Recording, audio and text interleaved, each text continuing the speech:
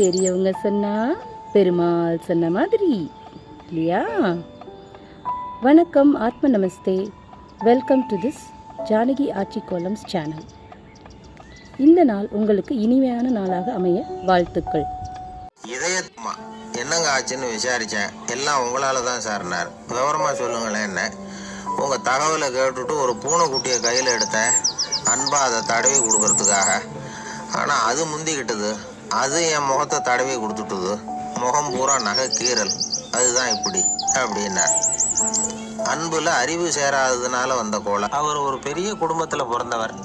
இருக்கிற சொத்துக்கள் எல்லாத்தையும் வாரி வழங்கிவிட்டு காட்டுக்கு புறப்பட்டார் தவம் செய்யறதுக்காக. இருந்தது பூராவும் கொடுத்துட்டார். இனிமே எதுவுமே இல்லை கொடுக்கறதுக்கு.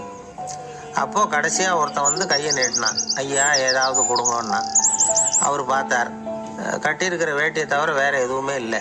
8 முழம் பட்டு வேட்டி, ஜரிகை கரையோடு இருக்குது. கடைசியாக அதை தான் எடுத்து கட்டிக்கிட்டு அவர் புறப்பட்டுக்கிட்டு இருக்கிறார். அவர் பார்த்தார், எதிரில் அவன் பரிதாபமாக நின்றுக்கிட்டு இருக்கிறான். அந்த 8 முழ வேட்டியை 2ஆக கிழிச்சார்.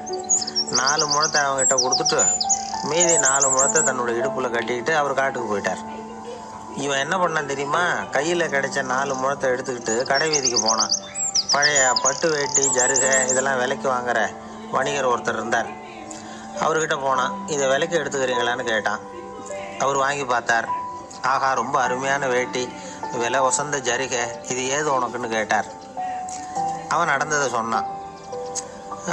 அப்படின்னா ஒன்று செய், இந்த வேட்டியோட இன்னொரு பாதியையும் மெதுவாக வாங்கிட்டு வந்துடு, உனக்கு நிறைய பணம் தரேன் அப்படின்னார் அந்த வணிகர்.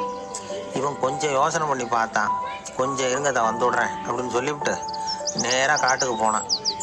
அவர் எங்கே இருக்காருன்னு தேடி கண்டுபிடிச்சான். அவர் ஒரு இடத்துல தவக்கோலத்தில் இருக்கிறார். கட்டியிருந்த இடைவேட்டியும் அவரை அறியாமலே நழுவி கீழே விழுந்து கிடக்குது. இவனுக்கு ரொம்ப வசதியாக போச்சு. அவரை கேட்க வேண்டிய அவசியமே இல்லை. மெதுவாக சத்தம் போடாமல் அடி மேலே அடி வச்சு நெருங்கினான். அவர் கண்ணை மூடிக்கிட்டு அவர் பாட்டு நின்றுக்கிட்டு இருக்கார். இவன் மெதுவாக போய் கீழே கிடந்த அந்த துணியை எடுத்துக்கிட்டு சத்தம் போடாமல் திரும்பி நடந்தான். அப்படி கொஞ்சம் தூரம் நடந்திருப்பான். அப்படி ஓட ஆரம்பிக்கிற சமயத்தில் அவன் காலில் கீழே கிடந்த முள் ஒன்று நறுக்குன்னு தைச்சி விட்டுது. வலி தாங்க முடியாமல் அம்மான்னு கத்திவிட்டான். இந்த சத்தத்தினால கண்ணை மூடி நின்றுக்கிட்டு இருந்த அவர் தவம் கலைஞ்சிது. மெதுவாக கண்ணை திறந்து பார்க்குறார். தன் இடையில இருந்த வேட்டி அவன் கையில் இருக்கு.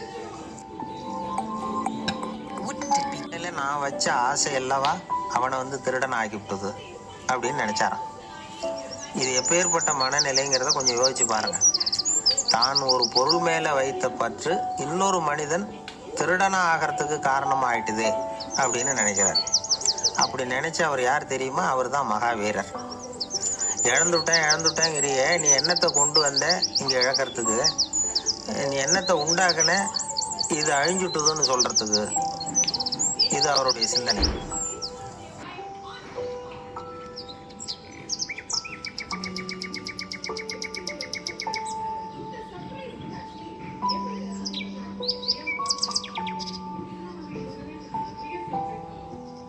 இந்த பதிவு உங்களுக்கு பிடிச்சிருந்தா மறக்காமல் இந்த சேனலை சப்ஸ்கிரைப் பண்ணுங்கள், ஷேர் பண்ணுங்கள், லைக் பண்ணுங்கள்.